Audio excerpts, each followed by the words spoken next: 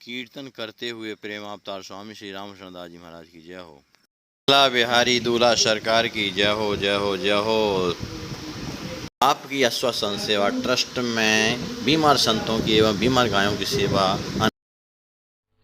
आप यह जो दृश्य देख रहे हैं, ऐसे आज भी हजारों लाचार वृद्ध अस्वस्थ हालात में पड़े हुए तड़पते ईश्वर अल्लाह से मना रहे हैं कि अब मैं जीना नहीं चाहता, सहा नहीं जाता, मुझे ले चलो।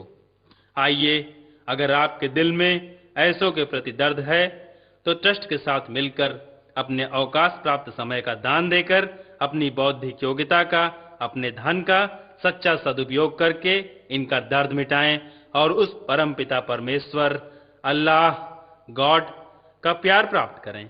जिंदगी व संपत्ति तो एक दिन हमें छोड़ना ही है, तो क्यों ना हम अपने हाथ से ही उसका इन दुखियों की सेवा में सदुपयोग कर महान पुण्य के भागीदार बने।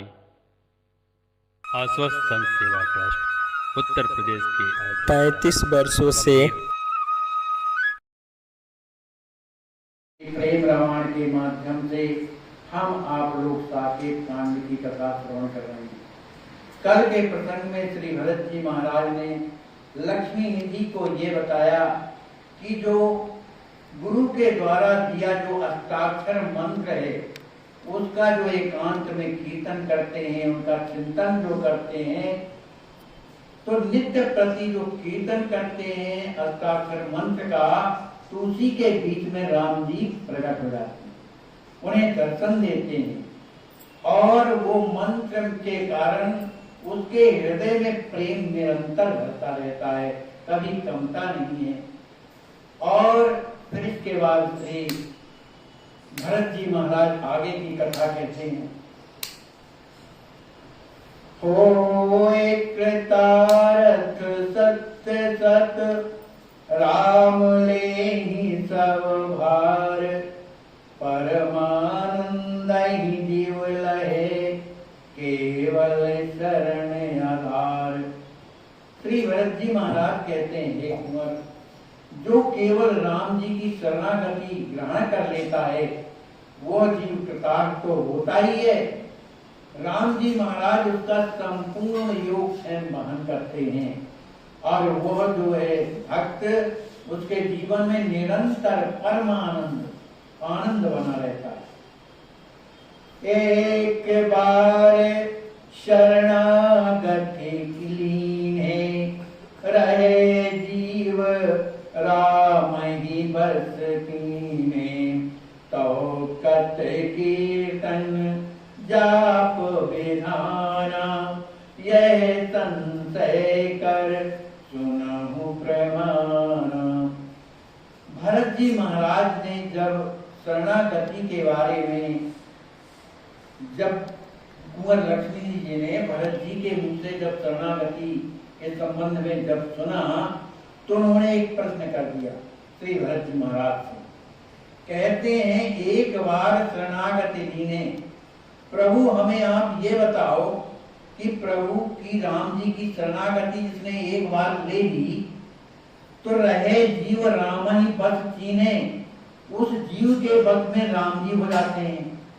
जो शरणागत हो जाता है उसके बस में राम जी हो जाते हैं या राम जी उसके बस में, दोनों बातें कही। तो जब एक बार शरणागति हो गई और राम जी उसके बस में हो गए, तो ये जी जप करना, कीर्तन करना ये जरूरी क्यों है? तो कत कीर्तन जाप विधान, तो ये जप का विधान, कीर्तन करने का विधान क्यों है? यह संशय कर सुनो प्रमाण।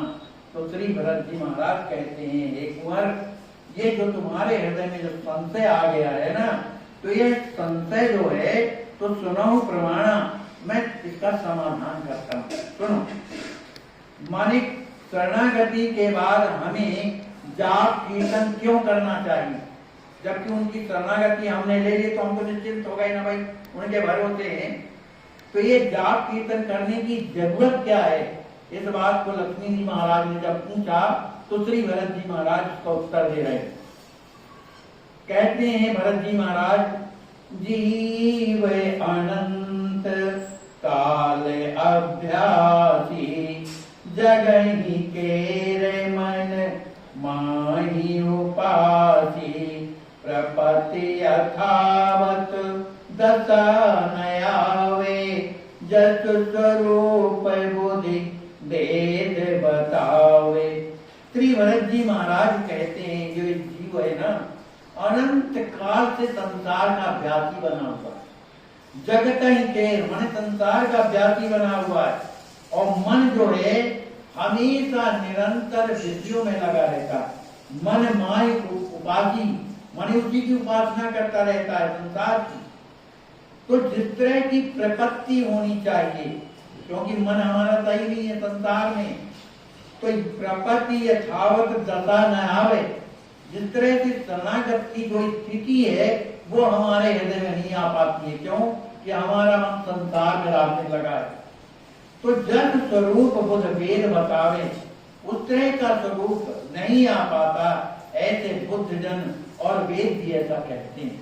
क्योंकि शरणागति शुद्ध होती, उसमें कोई मिलावट नहीं रहती। लेकिन हम जन्म जन्मांतर का जो हमारे हृदय में मैल वाला मन में, वो मन हमारा जो है अपने अनुकूल में नहीं रहता। दुख प्रथम न ताहि लखाई विषय प्रीत मम अहम रहाई देह ही आत्म भाव कर जाने नित्य अवेद्या भ्रमत घुड़ारे। त्रिभरत जी महाराज कहते हैं कि बहुत दुख प्रथम न ताई लखाई, उस जीव को मैं बहुत भूख में पड़ा हूं, संसार के मुझे कष्ट मिल रहे हैं, इस बात का उसे दुख जो है भान होता ही नहीं। माने हमारे जीवन में जो कष्ट है वो क्यों हो रहा है, इस बात का उसे कोई ज्ञान है ना।